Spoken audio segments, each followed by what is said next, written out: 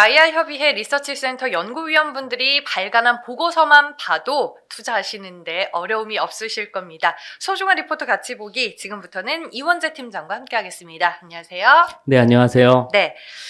오늘 이제 태웅 로직스라는 기업을 소개해 주실 건데 네. 또 최근 시장 안에서 네, 핫한 테마이자 종목이기도 합니다. 네, 태웅 그렇습니다. 로직스 어떤 네. 회사인지 자세히 소개해 최근 주시죠. 한 달 동안에 가장 이 시장에서 주목을 받았던 업종이 이 물류 물류. 운송 업종이잖아요. 네. 그 중에서도 가장 그 중심에 있는 종목이라고 할 수가 있겠습니다. 이 태웅 로직스는 1996년에 설립된 회사인데요. 주로 이제 물류 기업들이 각각 이제 전방 산업을 이제 다 가지고 있지만 이 업체는 특별하게도 이 석유화학 업종에 한 60-70%가 이제 특화되어 있는 그런 네. 업체다라고 보시면 될 것 같고, 2019년도에 상장했는데 3PL로서는 최대 업체입니다. 3PL이라고 하면 뭐냐면 우리가 알고 있는 대부분의 물류 기업들, 예를 들면 현대글로비스라든가 CJ 대한통운, 또 롯데글로벌 이런 업체들은 대기업에 이제 속해 있으면서 이제 자사 물류를 주로 하잖아요.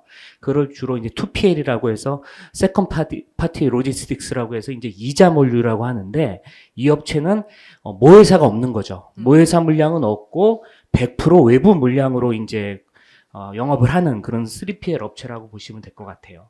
그래서 2019년도에 이제 상장 전과 이후가 완전히 달라졌는데, 2019년 이전에는 매출액이 뭐 한 2-3천억대 불과했는데, 2021년, 22년에 이제 물류 차질을 겪었잖아요. 그때 매출액이 조 단위까지 증가를 했었고, 또 작년 같은 경우엔 또 그 해상 운임이 많이 급락을 하면서 또 매출액이 많이 감소했었고, 또 최근에는 가장 또 주목을 많이 받는 업체로 다시 부상하고 있는 그런 업체다라고 보시면 될 것 같아요. 그래서 석유화학 쪽에 이제 특화된 업체이다 보니까 대부분의 그런 고객사들이 국내 대기업 그럼 석유화학 업체들입니다. 롯데케미칼이라든가 LG, 또 SK, 금호석유 이런 업체들뿐만 아니라 이 철강 제품 주로 이제 포스코, 그리고 2015년대 중반에는 또 가전 제품이 또 이 CIS나 러시아 지역에 이제 많이 팔리면서 삼성그룹의 이제 그런 가전 제품도 많이 물류를 담당했었습니다. 그래서 지난해 기준 2022년 기준으로 보면 종합 물류 부분이 89% 정도 차지를 하고 있고요. 종속 기업이 18% 정도로 차지하고 있습니다. 그래서 기업 개요를 조금 더 자세히 말씀드려 보면, 96년도에 설립한 이후에 한 10년 정도는 이제 국내 물류에만 주로 집중을 했어요. 그러다가 2000년대 중반, 2005년도에 이제 해외로 진출하고자 사명을 바꿨습니다. 기존에는 태웅 해운이었는데 태웅 로직스로 사명을 바꾸면서 2007년도에 이제 일본에 진출했고요. 2009년도에 중국을 비롯해서 2010년도 이후에는 초반에 이제 콜롬비아라든가 칠레 이런 남미 쪽으로 진출을 하면서, 그 당시만 하더라도 남미 쪽의 최대 물류 강자는 태웅 로직스다 이렇게 시장에서 알려져 있었고요. 아까 말씀드린 대로 2015년 이후로는 러시아, 뭐 우즈벡, 카자흐 이런 CIS 지역에서 이제 그 백색 가전, TV라든가 냉장고, 세탁기 이런 게 많이 팔리면서 그쪽으로 또 물류가 많이 증가를 했습니다. 그리고 2019년도가 동사가 이제 크게 성장하게 된 계기가 되었는데요. 2019년도에 이제 코스닥에 상장을 하고 공모 자금이 한 220억대 들어왔거든요. 그 이후로 이제 현지 법인을 많이 늘리고 또 M&A를 통해서 사업 다각화를 하면서 연결 기준의 사이즈가, 매출 사이즈가 엄청 커졌습니다. 그래서 2019년도 상장 이후에 가장 먼저 한 사업이 이 ISO 탱크라는 사업인데요. 이 업체가 기본적으로 이제 석유화학 업종에 한 60-70% 이렇게 노출되어 있다 보니까 액상 화물을 주로 운송을 할 거 아니에요. 네. 그래서 기존 그런 드라이 컨테이너에 나르는 그런 제품이 아니라 액상이라는 거죠. 주로 액체. 그러다 보니까 그 독성이 좀 있고 또 나르기가 또 위험한 그런 위험성 그런 화물이 있잖아요. 그런 거를 이제 스테인레스로 특수 제작한 이런 컨테이너, 원형 컨테이너예요. 그래서 이따가 사진을 보여드릴 텐데, 그 ISO 탱크 사업이 우리나라로서는 지금 거의 이제 초기 단계의 그런 사업인데, 아무래도 이게 더 단가가 높거든요. 그래서 이게 렌탈 사업을 위주로 하고 한번 나가면 이제 라운드 트립으로 이제 비용이 발생하기 때문에 네. 상당히 비싸고요. 기존에는 이제 액체 화물을 그럼 어떻게 날랐냐? 업체에서 이제 플렉시백이라고 해서 플라스틱으로 만든 이 비닐백을 사용해서 자루 포대처럼 생겼는데 컨테이너 안에 그걸 설치를 해서 액체를 그동안 날랐던 거죠. 그러다 보니까 이게 플라스틱 백이다 보니까 이제 구멍이 뚫릴 수도 있고 이제 안정성 면에서 좀 떨어지는 거죠. 이제 싸게 먹히지만 이제 지금 시장이 그 석유화학 물량이 계속 늘어나고 있는 데다가 또 2차 전지가 계속 2차 전지 전해액이라든가 또 반도체에 들어가는 고순도 뭐 황산이라든가 이런 케미칼들 또 친환경으로 가다 보니까 앞으로 액화된 수소라든가 암모니아 뭐 그런 LNG 이런 것들을 많이 날라야 되잖아요. 그러니까 이 액상 화물 수요가 계속 늘어나다 보니까 회사에서 이 사업을 앞으로 태용 로직스가 가야 될 전문 사업으로 이 사업을 지금 채택을 한 거죠. 그 다음에 이제 그 아까 제가 M&A를 통해서 그 중소기업을 많이 늘렸다고 말씀을 드렸는데요. 네. 보시면 세중종합물류라고 해서 이제 내륙 운송을 담당하는 업체를 인수를 했고요. 또 GLS 코리아 이건 해외 이주 전문 화물을 담당하고 있고 요게 이제 20년도에 바로 인수를 한 거고 21년도에는 태용 물류센터라고 해서 이제 창고 사업을 하는 회사를 설립을 했고요. 그 다음에 지난해 이제 트랜스올이라고 해서 항공 화물을 전문으로 하는 업체를 인수를 했습니다. 이 업체는 인수 전에 21년 뭐 20년도만 하더라도 매출액이 1,200억대 달하고 이익도 계속 꾸준하게 내는 업체였거든요. 그래서 보시면 2019년도에 이제 IPO 하고 이런 중소기업들이 계속 늘어났는데 보시면 2018년도에 중소기업 매출액이 200억에 불과했는데 그게 22년도에 2,300억까지 거의 뭐 이 4개년 동안 CAGR이 83%입니다. 거의 2배씩 매년 이 중소기업 매출액이 지금 증가를 하고 있다는 거예요. 그래서 보시면 아까도 말씀드렸지만 과거에는 뭐 3, 4천억 정도에 불과한 그런 업체가 지금은 거의 조 단위를 넘볼 정도의 그런 업체로 거듭났다. 이렇게 보시면 될 것 같습니다. 어떻게 보면 이제 물류 시장의 변화에 발빠르게 대응하면서 좀 급성장을 이뤄낸 기업이다라고 볼 수 있을 텐데 네. 최근에 이제 물류 시장 동향은 어떻고 그리고 시장에서 태용 로직스가 또 중심에 있는 만큼 어떤 이슈들이 있는지 궁금하네요. 네. 일단 아까 서두에 말씀드렸지만 이 업체는 3PL 업체라고 말씀드렸잖아요. 그 좀 의미를 좀 간단히 말씀을 드리면 1PL, 그러니까 포스 파티는 주로 이제 작은 회사들이 그 자기 회사 물량을 직접 하는 거죠. 네. 물류 부서가 있어서 직접 하는 거예요. 거기서 진화된 게 이제 다국적 기업이라든가 이제 대기업들은 이제 계열사를 통해서 그 자사 물류를 워낙 물량 자체가 많기 때문에 그렇게 하는 것이고 그렇게 되다 보니까 그룹사 전체의 원가 절감을 목적으로 이 자회사를 이용하는 거잖아요. 하다 네. 보니까 사업의 확장성이라든가 수익성을 좀 개선하기가 쉽지가 않아요. 안전성은 있는 그렇죠. 반면에 네. 물류 수요가 있다는 그 퀀티티 면에서는 이 안정성이 있지만 네. 우리가 보통 캡티브 마켓이라고 하잖아요. 그 안정성은 있지만 사업을 확장하거나 수익을 개선하거나 하는 측면에서는 좀 약한 거죠. 네. 그래서 동사는 이 3PL 시장의 국내 1위 업체입니다. 3PL 업체는 이제 모회사 물량은 없고 이제 글로벌 시장에서 이제 100% 경쟁하는 그런 업체다 보니까 이제 경쟁을 많이 그동안 해왔기 때문에 해외 네트워크가 상당히 발달해 있습니다. 해외 네트워크도 좋고 또 운임에 대한 협상력이 더 높아요. 또 수익 창출력도 더 높습니다. 그래서 뒤에 보시면 이 빅5, 현대 글로비스라든가 CJ, 롯데, 뭐 LX 이런 한진 이런 업체들이 과거 5개년 2017년도부터 2022년까지 성장률을 보면은 한 13% 정도 이제 CAGR을 기록했어요. 상당히 높잖아요. 네. 기본적으로 상당히 높은 성장률을 이 물류 기업들이 갖고 가고 있는데 태용 로직스 보세요. 39%나 성장을 했습니다. 동기간에. 이런 2PL 업체 대비 성장성이 더 높게 나타났다는 것이 이렇게 보여지고 있고요. 그 밑에 차트 보시면 기본적으로 한 3, 4%대 이제 그런 빅5 업체들의 그 영업이익률이 기록이 되었는데 동사 같은 경우에는 훨씬 높은 8, 9%막 이렇게 영업이익률도 더 높게 이렇게 2배 높게 나타나고 있는 이런 상황을 보여줬습니다. 그리고 또 동사를 비롯해서 3PL 업체들이 있을 거 아니에요. 비상장 업체들이 많은데 이런 3PL 업체들의 동기간 5개년 매출액 성장률을 보더라도 27%를 기록을 했습니다. 즉 빅5 대비 2배 높은 성장률을 이 3PL 업체들이 보여주고 있다. 이렇게 이해를 하시면 될 것 같아요. 근데 문제는 아까도 설명드렸지만 이렇게 경기가 위축됐을 때 그리고 해상 운임이 급락했을 때 그 변동성은 훨씬 더 크겠죠. 그래서 지난해 같은 경우에 지금 3분기까지 실적이 나왔잖아요. 그 빅5들의 그 3분기까지 매출액이 해상 운임 감소에도 불구하고 11%대밖에 감소하지 않았는데 지난해 동사의 그 3분기 누적 매출액이 거의 48%나 급감을 했습니다.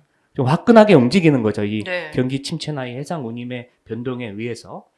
그런 상황이라서 지금 보시면 이 해상 운임 지수, 즉 이 상해 컨테이너 운임 지수라고 하는 SCFI, 그게 가장 중요한 변수입니다. 그래서 이 물류 기업들의 매출액과 이 해상 운임 지수의 이 상관 계수를 계산해 보면 거의 0.8에 계산이 되거든요. 0.8이라는 것은 거의 1에 가까울수록 이 상관성이 높은 거잖아요. 거의 뭐 1대1로 가다시피 한 상당히 높은 양의 상관성을 보인다 이렇게 보시면 될 것 같고 이 차트로 보시다시피 이 꺾은 선이 이제 SCFI 지수인데요. 매출액하고 지금 동행을 하고 있습니다. 네. 그래서 지난해 같은 경우에 이제 이 SCFI가 1000선까지 떨어졌어요. 이게 2022년 1월, 그러니까 물류 차질이 가장 심화되었을 당시에 5100이었습니다. 5100. 5100에서 1년 만에 2023년 1월에 1000으로 떨어졌거든요. 1000이 붕괴되었었죠. 거의 5분의 1 토막 나기까지 거의 1년밖에 걸리지 않았어요. 그렇게 된 이유가 이제 물류 차질이 완화된 거죠. 2020년 초라고 하면은 이제 코로나 백신이 많이 보급되면서 글로벌 그런 코로나 이동 제한도 많이 해제되었고 그러면서 좀 공급 차질이 좀 완화가 된 거죠. 완화되고 선봉 해상 그 배도 많아지고 하면서 이제 가격이 해상 운임 가격이 떨어진 거죠. 그러다가 지금 제가 이 보고서를 작성할 당시까지만 하더라도 이게 12월 초에 지금 작성을 했기 때문에 네. 최근에 이런 물류 시장의 변화를 전혀 지금 반영하고 있지 않은 보고서거든요.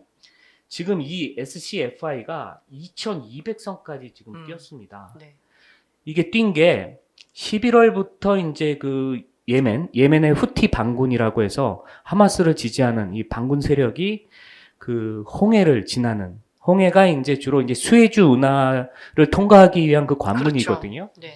홍해를 지나는 영국 상선에 컨테이너선에 공격을 하면서 그것뿐만이 아니라 11월부터 12월 계속 이제 수차례 이제 공격을 하면서 그 글로벌 7대 해운사들이 머스크를 비롯해서 7대 해운사들이 다 통행을 중단했습니다. 몇 년에 한 번씩은 꼭 이런 이슈가 그렇죠. 있더라고요.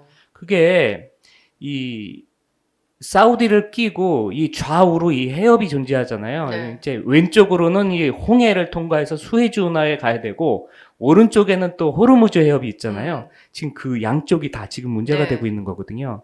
특히 이 홍해를 지나서 이 수에즈 운하를 가는 이 항로는 유라시아 항로로 상당히 중요한 항로잖아요. 그래서 전 세계 물류의 12% 그리고 컨테이너 물동량의 거의 30%가 이 홍해를 지나서 수에즈 운하를 통과해야 되는데 그게 지금 막혀 있는 거예요. 네. 거기다가 지난주에 영국하고 미국하고 연합군들이 또 이 예멘 후티 반군 공습을 했잖아요. 그러니까 상황이 더욱 악화된 거죠. 그래서 한 달 만에 어쨌든 이 해상 운임 지수가 2배 이상 올랐다 이렇게 이해를 하시면 될 것 같고요. 이 상황은 지정학적 이슈이기 때문에 이게 언제 해결될지 지금 알 수가 없는 상황이에요. 러시아 우크라이나 사태도 금방 끝날 줄 알았지만 지금 계속 그렇죠. 1년 이상 계속 길어지고 있는 상황이잖아요. 1년 반도 넘었잖아요. 그런 상황이고 이 지정학적 이슈가 언제 해결될지 알 수 없기 때문에 불확실성이 지금 지속되고 있는 상황이고요. 그리고 호르무즈 같은 경우에도 거기는 물론 이 컨테이너 항로라기보다는 이 원유를 수송하는 이 중요한 항로인데 거기서도 이란하고 이제 미국 간의 그런 분쟁이 지금 발생하고 있는 상황이고 더욱이 이제 이 수에즈 운하만 문제가 아니라 파나마 쪽도 문제입니다. 파나마 운하는 아시아에서 태평양 지나서 이제 미국 동부로 가는 그런 주요 항로인데 파나마 운하가 지금 그 남미 쪽이 지금 가뭄, 기후변화 때문에 가뭄에 지금 시달리고 있는 상황입니다. 그래서 가뭄이 지금 4월 달까지 지속될 걸로 보고 있는데 파나마 운하가 특이한 게 왼쪽은 태평양이고 오른쪽은 대서양인데 이게 수위가 달라요. 수위가 다르기 때문에 그 파나마 운하를 통과하는 그 88km 구간이 한 2, 30m 정도가 이제 에스컬레이터 돼 있어요. 상당히 이제 고도가 한 2, 30m 높고 그 운하를 각각 이렇게 관문으로 가다 놨거든요. 6개의 관문으로 나눠져 있는데 고도가 다 달라요. 그렇다 보니까 그 안에 운하에 그 담수를 채워야 되는데 그 주변에 그 가툰 호수라는 그 호수에서 담수를 채우거든요. 가뭄이 와서 그 호수가 말라버리니까 운하의 수위가 내려간 거예요. 운하의 수위가 지금 거의 1.8m, 20피트 정도가 내려갔다고 하더라고요. 하다 보니까 이 파나마 운하를 통과하는 이 상선이 하루에 한 평상시에 36척 정도여야 되는데 지금 22척으로 줄었습니다. 40%가 줄었어요. 그러다 보니까 파나마 운하 앞에 지금 줄을 엄청 길게 서 있는 거죠. 웨이팅 대기 시간이 엄청 길어진 거고요. 대기 시간이 길어지다 보니까 그 해운회사들은 두 가지 방법을 선택해야 돼요. 예를 들어서 뭐 골프장 우리가 부킹하듯이 부킹 슬롯이 있어요. 부킹 슬롯을 비싼 돈을 주고 사야 되는데 그것도 이제 순서가 있어요. 거래 관계가 좋거나 과거 레퍼런스가 좋은 대형 컨테이너사 위주로 이제 줄을 빨리 쓸 수가 있고요. 그게 아니라면 돌아가야 되잖아요. 다른 루트를 이용해야 바로 되죠. 돌아가야 돼요. 돌아가는 루트가 예를 들어서 아까 수에즈 운하를 말씀드렸지만 수에즈 운하를 통과하지 않고서는 아프리카 희망봉을 돌아가야 되잖아요. 네. 그럼 그게 9,000km를 더 돌아가야 되고 또 보험료라든가 운임이 더 따라붙기 때문에 그렇기도 하고 그 통행 일수가 거의 일주일에서 열흘 정도가 더 오래 걸립니다. 네. 마찬가지로 파나마 운하를 통과하지 않는다면 저 밑에 남아메리카 저 밑에 칠레나 아르헨티나 저 밑에 마젤란 해협이라고 있어요. 거기를 또 돌아가야 돼요. 그러니까 옵션이 될 수 없는 너무나 먼 거리라는 거죠. 결국에는 다 비용 증가로. 그렇죠. 결국에는 기다리다가 네. 기다리는 것 자체가 비용이 증가하는 거잖아요. 그쵸. 그래서 선박요금이 계속 나가는 거니까 아니면 운임을 더 지불하든가 네. 하면서 이제 더 비싼 가격에 통과를 하는 거죠. 하여튼 이런 상황이 지금 파나마 상황은 4월까지가 우기라고 하는데 어쨌든 5월이 돼서 건기죠. 4월까지가 건기고 5월부터 우기가 시작되는데 우기가 와서 비가 내리면 해결될 상황이에요. 파나마 쪽은. 네. 근데 이 수에즈 운하는 지정학적 이슈이기 때문에 이게 언제 끝날지 알 수가 없는 상황이라서 지금 봐서는 이 물류 차질이 올해 상반기 내내 지속될 것 같다. 이러한 상황입니다. 네. 그리고 이 물류 쪽을 말씀드렸는데 이 ISO 탱크 산업 쪽에 대해서도 간단히 말씀을 드려야 될 것 같아요. 동사가 이제 2020년도에 이제 IPO 이후에 최초로 시도한 사업이 이 ISO 탱크입니다. 전 세계적으로 지금 보시면 석유화뿐만이 아니라 또 2차 전지 예전에는 없는 이런 산업이잖아요. 그렇죠. 2차 전지, 또 반도체 그런 고순도 그런 케미칼들, 그리고 또 과거에는 이슈화되지 않았던 그런 친환경 그런 에너지들, 그럼 뭐 수소라든가 LNG라든가 암모니아 뭐 이런 것들이 지금 수요가 커지고 있는 상황이잖아요. 그렇다 보니까 이 ISO 탱크 사업이 지금 시장에 부각되고 있는 거죠. 그래서 전 세계적으로 작년 초만 하더라도 이 시장이 80만 대 정도 컨테이너를 전 세계적으로 갖고 있습니다. 그렇게 많은 물량은 아니에요. 아직까지는 초기이기 때문에. 그래서 과거 10년을 보면 9%대 연평균 성장하고 있는 고성장세에 있는 이런 산업이고요. 우리나라 같은 상황은 지금 사업 초기인데 대림에서 지금 1위를 차지하고 있습니다. 대림은 뭐 한 7, 8천 대 정도를 소유하고 있어요. 동사는 20년도에 시작했을 때 150대로 지금 시작을 했는데 네. 지난해까지 3,500대를 확보를 했습니다. 그래서 대림에 의해서 국내 2대 ISO 탱크 전문 운영사로 지금 부상이 된 상황이에요. 그래서 향후 5년간 이 시장이 거의 뭐 한 7%대 이상 성장할 걸로 시장에서는 바라보고 있는데, 어쨌든 중요한 것은 우리나라가 석유화학도 강자지만 2차 전지도 강자죠. 반도체도 그렇죠. 네. 그러니까 이 액상 화물의 수요가 클 수밖에 없잖아요. 그러니까 안정성 측면에서 이 ISO 탱크는 계속 수요가 커질 수밖에 없는 사업이고, 이 시장에 동사가 안착했다, 이렇게 보시면 될 것 같아요. 네. 아니, 전체적으로 이제 물류 산업의 현황 그리고 이슈에 대해서 얘기를 해주시니까 왜 이 섹터가 지금 시장의 중심이 될 수밖에 없는지 1차적으로 이해를 할 수 있게 됐고, 두 번째로는 이제 태용 로직스만이 가지고 있는 또 포인트들이 있을 거잖아요. 네네. 좀 자세히 정리를 해주시죠. 일단 투자 포인트로 3가지 정도를 준비해 봤는데요. 첫 번째는 역시 종속기업입니다. 종속기업이 2019년도에 동사가 IPO를 할 당시만 하더라도 본사 이 물류업체를 비롯해서 종속기업이 그때 6개밖에 없었어요. 6개가 다 이제 아까도 말씀드린 뭐 일본에 나가 있고 중국에 나가 있고 러시아에 나가 있고 이런 현지 법인들이죠. 6개밖에 없었는데, 이때 매출액을 보시면 2천억 대잖아요. 2천억 대 이렇게 계속 해상 운임 가격은 계속 움직였지만 매출액은 계속 2천억 되게 작은 규모에 머물러 있었거든요. 그러다가 19년도에 상장 이후에 이제 본격적으로 현지 법인도 늘리고 이제 M&A를 통해서 사업 다각화를 한 거죠. 그래서 보시면 19년도부터 22년까지 매출액 CAGR이 이거는 전체 연결 기준으로 67%나 성장을 했고, 아까 제가 종속기업만 봤을 때는 4년 동안에 거의 83%인가 이렇게 성장을 했다고 말씀드렸잖아요. 연평균이라는 거죠. 어마어마한 성장률을 매년 지금 보여주고 있다는 것이고, 그리고 이렇게 인수하거나 설립한 종속기업들이 올해부터 본격적으로 사업이 더 확장이 될 걸로 보고 있거든요. 특히 지난해 같은 경우엔 트랜솔이라는 이 항공화물 업체를 이제 인수를 했는데, 그 업체가 과거에 1,200억대 이렇게 매출을 기록하고 이익도 수십억씩 나던 회사였거든요. 그 회사가 이제 지난해 인수했기 때문에 매출에 크게 반영이 안 돼 있는 상황인데, 올해부터는 본격적으로 이렇게 매출에 반영될 것 같고요. 두 번째로는 ISO 지금 계속 반복해서 말씀드리고 있지만, 네. 요 사업이 동사에서 이제 주력하고 있는, 앞으로 특히 석유화뿐만이 아니라 2차 전지라든가 이런 신재생 에너지, 반도체 이런 부분에서 시장을 주도할 이런 아이템으로 이제 ISO 탱크를 지금 보고 있는 거고요. 이것도 3,500대를 확보했다고 했는데, 중국의 최대 컨테이너 회사가 있습니다. CIMC라는 회사로부터 지난해 이제 300억대를 주고 이제 1,500대를 인수했거든요. 이게 올해 8월까지 다 들어옵니다. 아직까지는 지금 들어오고 있는 와중이고요. 그럼 올해 하반기부터 본격적으로 이제 3,500대 베이스로 이제 사업이 진행이 될 텐데요.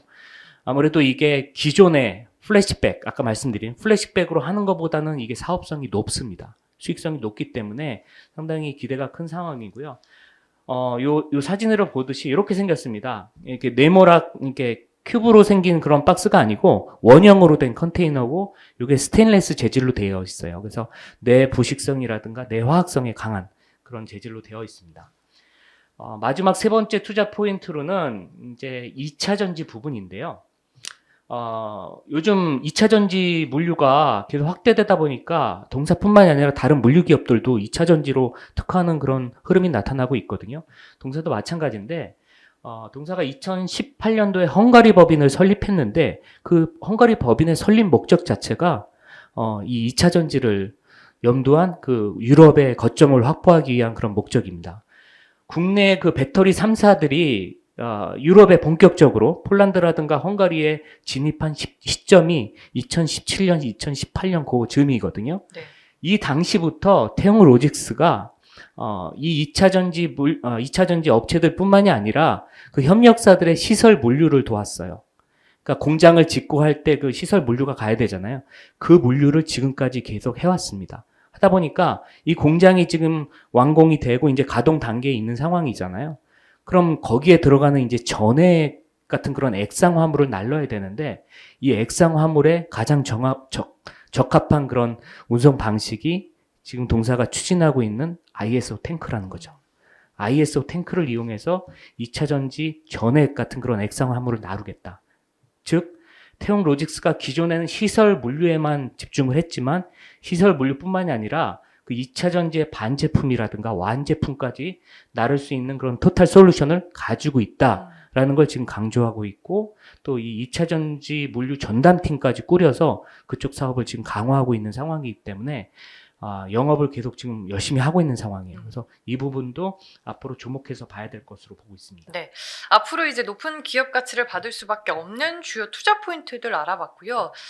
지난해 3분기까지 이제 실적 데이터가 나와 있는 상황에서 실적은 또 어떻게 정리를 해볼 수 있을까요? 네, 지난해 3분기까지 매출액이 아까도 말씀드렸지만 네. 48%나 감소를 했습니다. 48% 감소를 했는데 제가 말씀드리기를 해상 운임 지수가 이제 매출액에 연동이 되는데 해상 운임 지수의 꼭지가 거의 5,000피였는데 거의 1,000피까지 5분의 1 토막까지 떨어진 거에 비하면 매출 감소폭은 그나마 좀 선방했다고 볼 수도 있겠고요.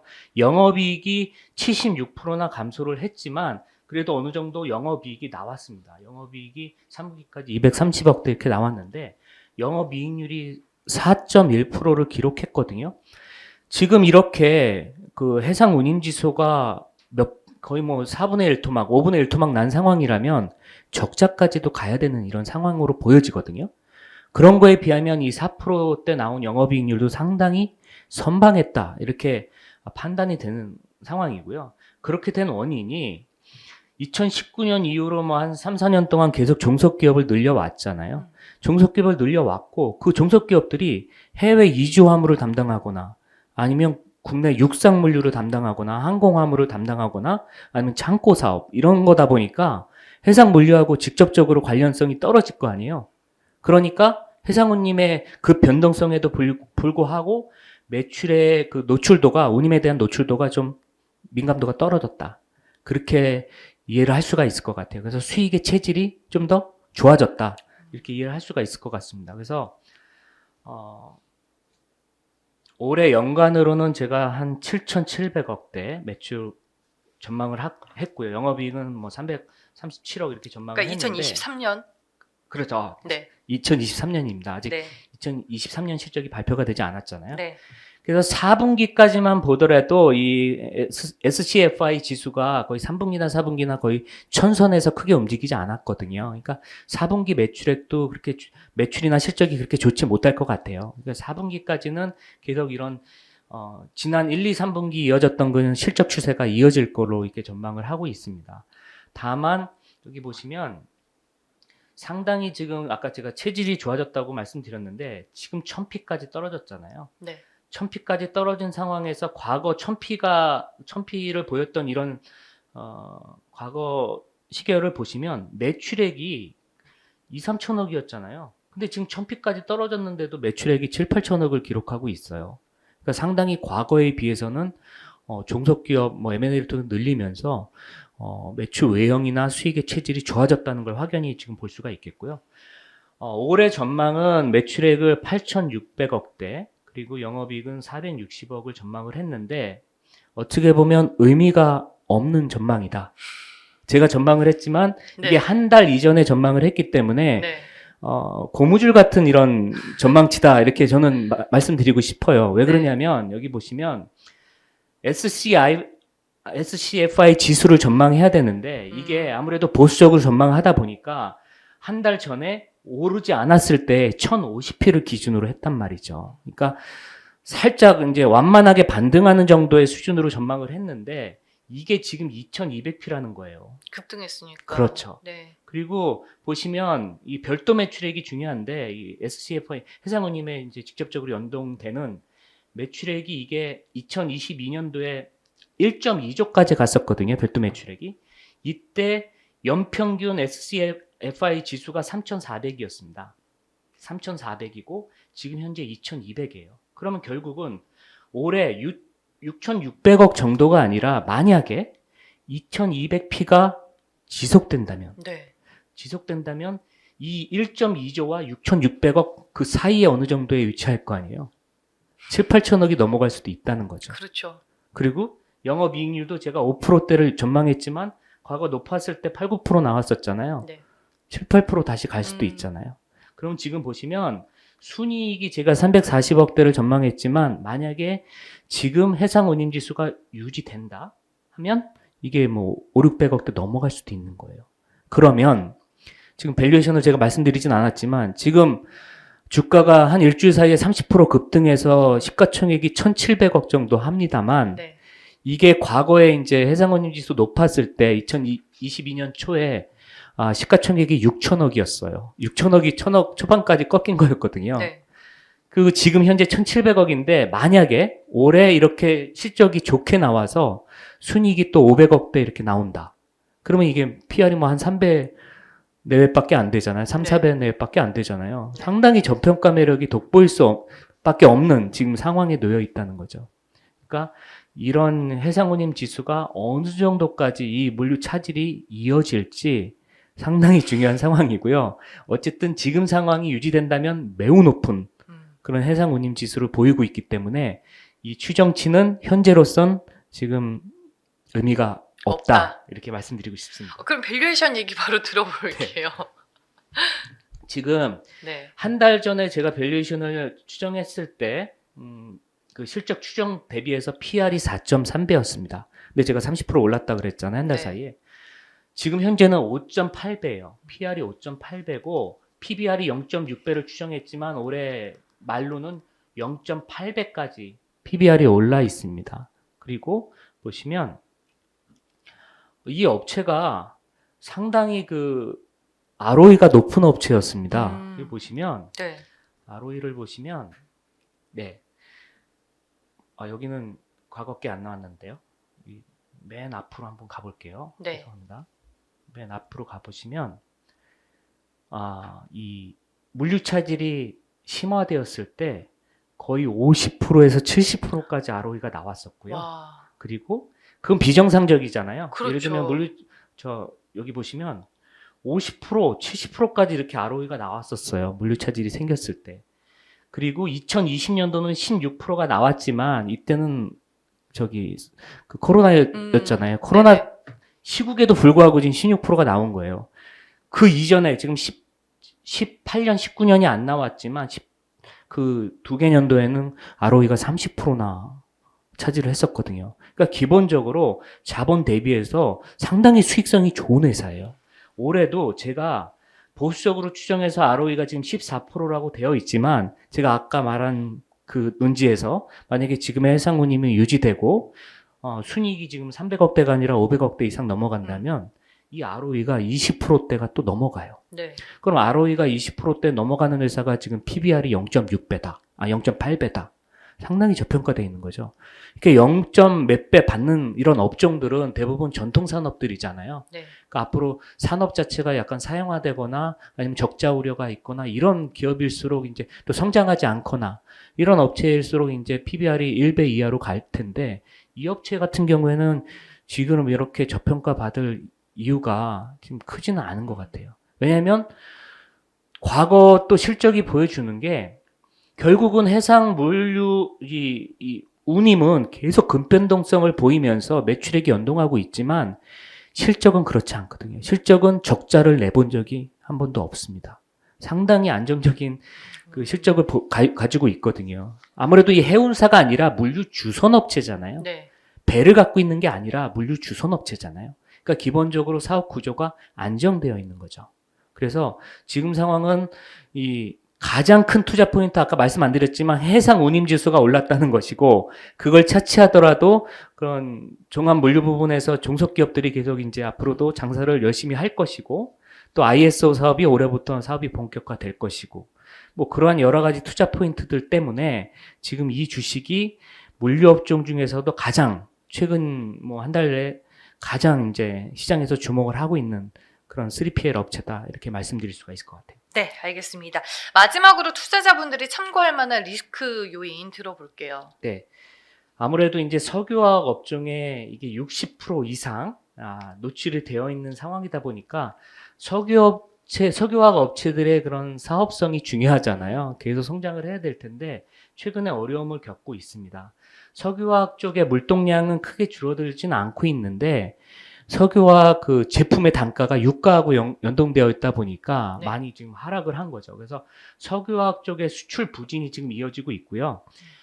제가 작성 당시만 하더라도 11월에 이제 우리나라 산업통상자원부에서 이제 매달 그 수출 통계를 발표하잖아요. 그래서 뭐 반도체가 뭐 몇 개월 만에 플러스로 반전됐다 이렇게 말을 하는데 11월 달에 석유화학 제품도 18개월 만에 마이너스에서 플러스로 전환이 되었어요.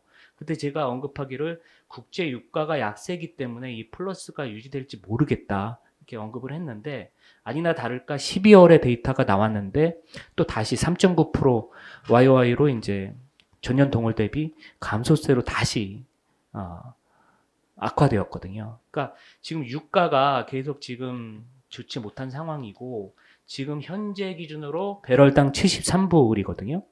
전년 동기 거의 90불대였어요. 그러니까 지금 많이 떨어진 상황이고 그 유가에 연동되다 보니까 지금 보시면 석유화학 업체들의 그 제품 단가가 지금 떨어져 있는 상황이죠. 그렇다 보니까 수출 쪽이 계속 살아야 되는데 이 메이저 업종인 석유화학의 부진이 아무래도 리스크 요인일 걸로 이렇게 전망을 하고 있습니다. 네, 알겠습니다. 최근 시장 안에서 많은 투자자분들의 관심을 받고 있는 태웅로직스.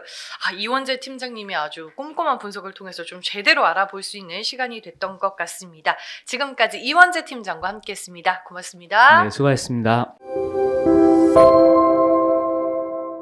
네, 소중한 리포터 같이 보기 지금부터는 이세롬 연구위원과 함께하겠습니다. 안녕하세요. 안녕하세요. 네.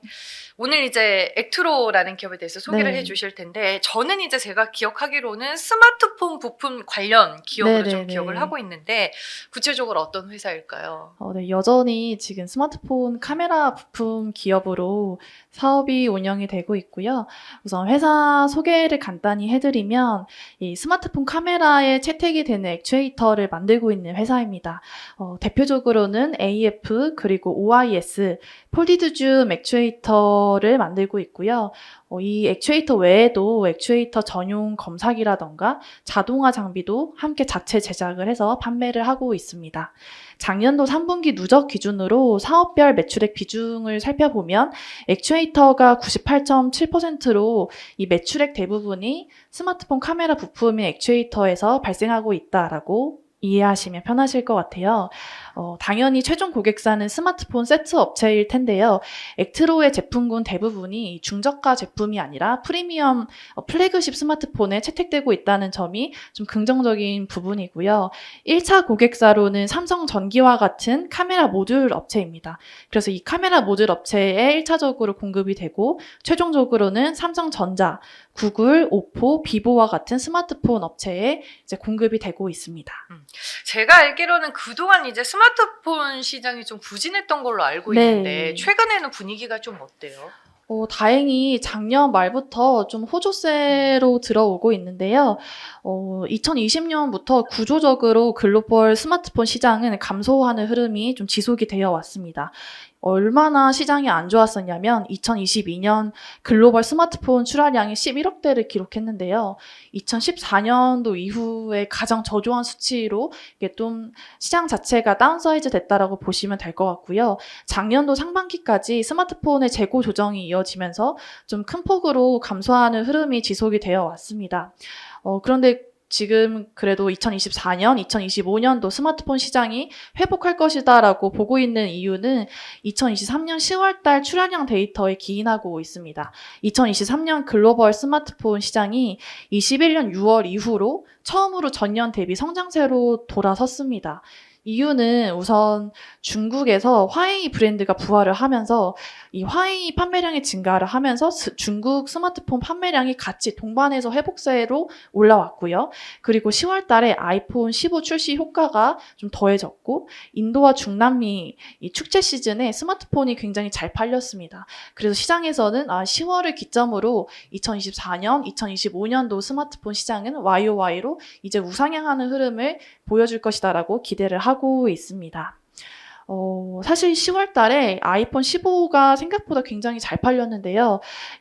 원래 2023년 3분기 브랜드별 글로벌 스마트폰 시장의 점유율을 살펴보면 애플이 16%고 삼성전자가 20%, 그리고 나머지 중화권 업체들이 대부분 포진되어 있는데 이 10월 달에는 애플의 점유율이 24%까지 올라왔습니다. 그러니까 아이폰이 생각보다 안 팔린다 하더라도 굉장히 잘 팔렸다라고 보면 좋을 것 같고, 이 15 시리즈에서 저희가 또 좋게 볼 만한 점은 15도 뭐 일반적인 기종이 있고 또 프로도 있고 프로 맥스 이렇게 좀 구성이 되어 있는데요. 프로 시리즈의 이제 전체 판매량이 아이폰 15 라인에서 66% 비중에 달하는 것으로 추정이 되고 있습니다. 이걸 어떻게 이해할 수 있냐면 시장은 아직도 약하게 회복하는 흐름을 보이고 있지만 이 중에서 가장 비싼 라인들을 중심으로 스마트폰 시장이 좀 성장세로 돌아서고 있다. 이렇게 요약을 해볼 수 있을 것 같습니다. 네, 저도 작년 11월에 네. 아이폰 15 프로로 정말.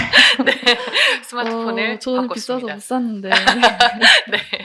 네, 그럼 이제 네. 액투로 우리가 구체적으로 좀 참고해서 볼 만한 투자 포인트 뭐가 있을까요? 네. 앞서서 말씀드린 것처럼 스마트폰 시장이 고가 제품을 중심으로 지금 다시 우상향하는 흐름으로 돌아서고 있다고 말씀드렸는데, 이런 흐름에 대비해서 국내외 스마트폰 업체들이 하이엔드 모델을 중심으로 마케팅을 강화를 하고 있고요. 당연히 카메라의 스펙 상승이 다시 한번 일어나고 있습니다. 대표적으로 폴디드 줌을 적용 확대하고 있는 채택률이 증가하고 있고, 이 액트로의 폴디드 줌 수주 확대로 다시 이어지고 있는 흐름을 보여주고 있습니다.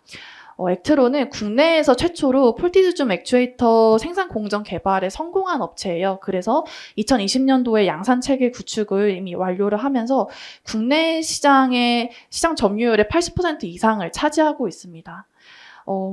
사실 작년도 상반기까지는 이 액트로의 폴디드 줌이나 일반적인 뭐 액추에이터나 다 삼성전자를 중심으로 발생을 해왔었는데요. 아시다시피 이 갤럭시 시리즈가 판매량이 그렇게 좋지는 않았었거든요. 맞아요. 그래서 이제 액트로도 실적이 계속 좀 감소하는 흐름이 불가피했었는데, 작년도 하반기부터는 삼성전자뿐만 아니라 뭐 중화권 스마트폰 업체 그리고 구글에서 폴디드 줌 수주 증가를 좀 대폭 증가하고 있습니다. 그래서 국내에서 카메라 모듈 그 액추에이터 선도 업체인 액트로의 수주가 당연히 동반해서 해외 브랜드의 수주가 더해지고 있다라고 이해하시면 편하실 것 같아요. 그래서 뭐 전체 매출액 대비해서 폴디드 줌 액추에이터가 차지하고 있는 비중이 22년도는 50% 초반, 뭐 23년도는 50% 후반 정도에 그쳤다면 올해 같은 경우는 60% 중후반대로 크게 좀 상승할 것으로 기대하고 있고요. 삼성전자가 차지하고 있는 매출이 이 동사의 전체 매출에서 삼성전자가 차지하고 있는 매출이 80%, 70% 후반에 왔다 갔다 했다면 이제는 중화권과 구글 쪽 수주가 대폭 증가하고 있기 때문에 24년도에는 삼성전자양 매출 비중이 60% 후반으로 축소가 되면서 구글과 중화권 매출액 비중이 30%까지 올라올 수 있다. 그래서 고객사 다변화까지 저희가 같이 효과를 누릴 수 있는 구간이 올해다라고 보시면 좋을 것 같습니다. 고객사 다변화가 얼마나 중요한지 다시 네. 한번 또 느끼게 되는 부분인 것 같습니다. 혹시 신사업도 네. 진행을 하고 있을까요? 신규 사업은 크게 두 가지 진행하고 있는데요. 네. 테라헤르츠 비파계 검사 장비, 그리고 2차 전지 실리콘 음극재 시장에 좀 도입을 할 수 있는 SI 그래픽 코팅 장비를 같이 연구를 하고 있습니다. 이 두 가지 신규 사업 중에 실적으로 가시화될 가능성도 크고 좀 그래도 단기간에 우리가 좀 성과를 볼 수 있는 신규 사업은 테라헤르츠 비파계 검사 장비인데요. 이 테라헤르츠 비파계 검사 장비는 테라헤르츠 주파수를 기반으로 반도체 패키징의 몰딩 두께를 측정하는 이 검사 장비입니다. 지금 AI 고도화가 지금 작년부터 계속 말이 나오고 있는데요. 이제는 이것을 구현을 하기 위해서는 IDM에서 전공정 초미세화를 넘어서 후공정에서까지 고부가 기술을 적용해야 되는 상황이 필수적으로 발생을 하고 있고, 따라서 여러 반도체 업체들이 후공정 패키징 분야의 정밀 검사 수요를 본격적으로 확대를 하고 있습니다.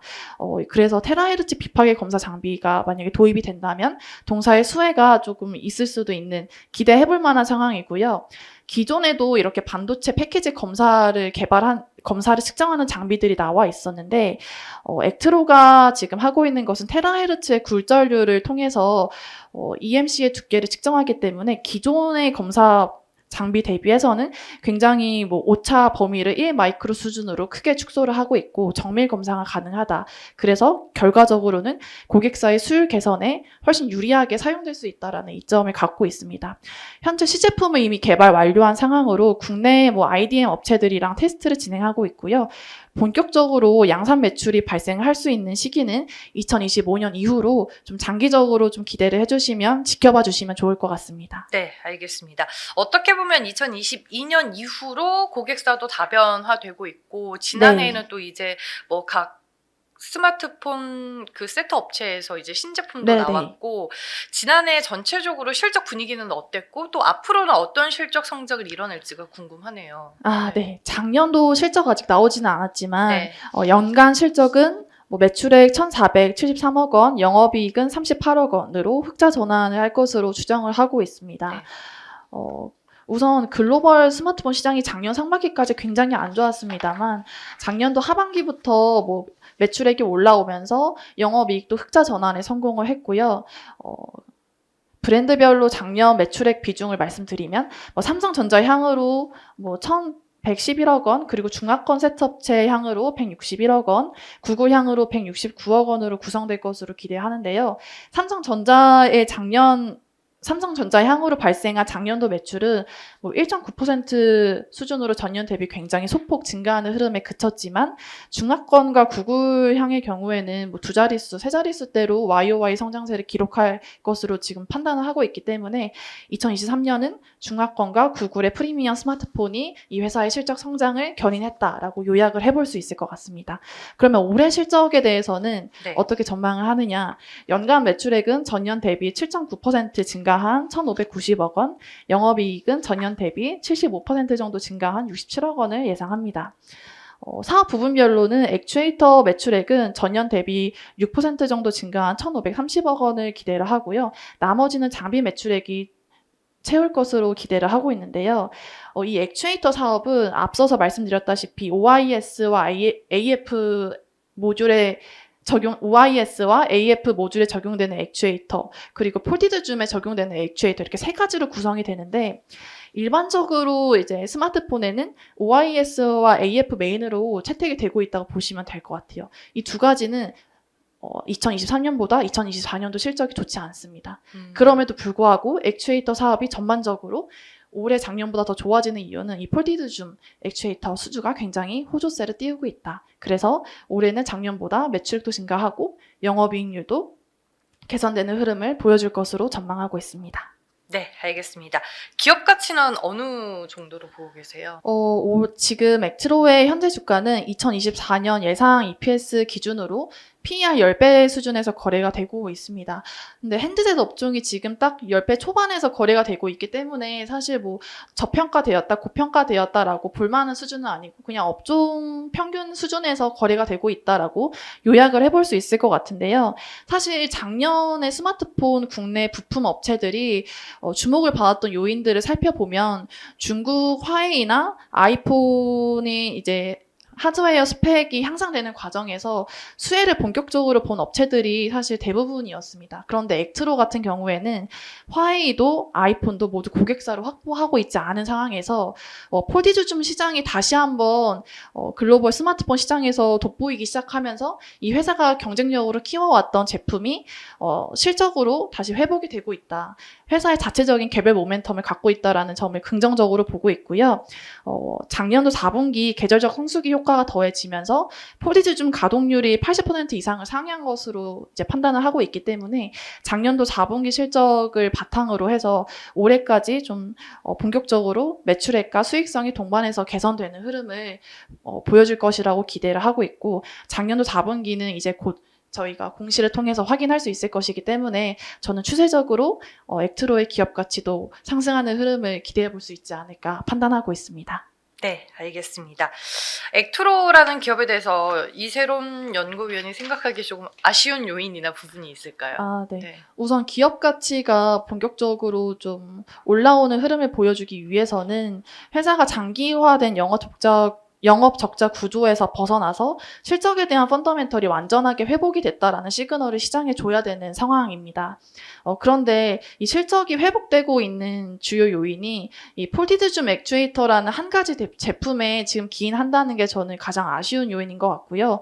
그 외에 뭐 신규 사업인 테라헤르츠 비파괴 검사 장비나 그래핀 코팅 장비 같은 경우에는 2025년도 이후로 좀 이 회사의 성과에 실적에 반영이 될 수 있기 때문에 신규 사업이 아직 기업 가치로 반영되기까지는 좀 시간이 남았다. 실적이 회복되기까지에는 지금 폴티드줌이라는 하나의 시장만 바라보고 달려가고 있는 점은 기대할 만한 포인트면서도 동시에는 아쉬운 부분이다라고 판단하고 있습니다. 네, 알겠습니다. 양면에 좀 네, 면이 있는 맞습니다. 것 같다라는 생각이 듭니다. 오늘 액트로에 대한 기업에 대해 꼼꼼하게 분석을 해봤고요. 이세롬 연구위원과 함께했습니다. 고맙습니다. 네, 감사합니다.